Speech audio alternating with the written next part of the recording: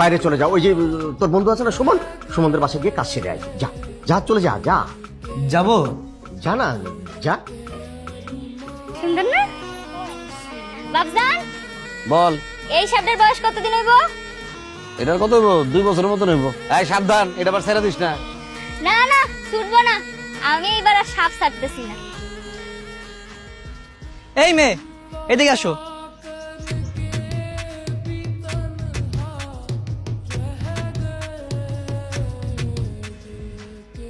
হ্যাঁ কোন? তোমরা কি সাপটা পাইছো? না পাই নাই। এই যে আরেকটা সাপ, এই সাপটা সুন্দর না? ও বাবা, তোমরা তো দেখি এতগুলা সাপ নিয়ে আমার বাসার সামনে বস্তি বানায় বসে আছো।